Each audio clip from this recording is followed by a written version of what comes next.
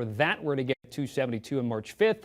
A Masvidal Covington matchup. We know Leon Edwards has been pretty vocal on social media. What's your early thoughts about this one?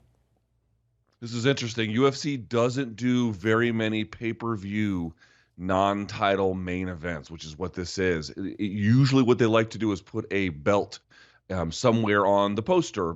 For example, we have the heavyweight title coming up, Francis Ngannou taking on Ciryl Gane. Ciryl Gane was going to put in a situation where he was fighting for an interim title that didn't make sense, and now you get two belts on the poster. But here's one where you don't get any of them.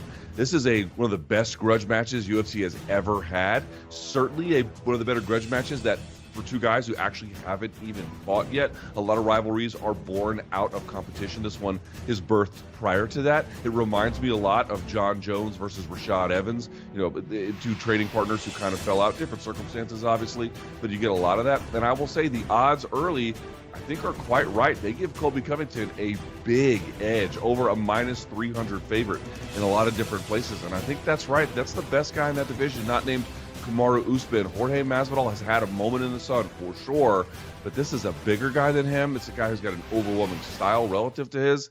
That's a tough fight. Should be fun, but it might be a tough fight for Jorge. Quick follow-up. Can you remember a time like this? Because usually sometimes UFC will put not one but two belts on the line to bolster a pay-per-view, and what you mentioned here are two fan favorites. They've done it before where they've had three belts on the line. They've done that before where they've had three different belts and three different nights, for crying out loud.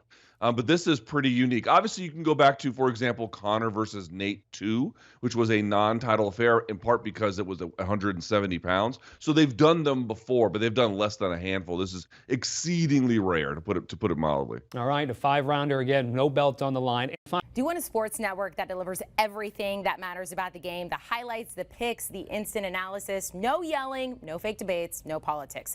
Hit the subscribe button and never miss a moment.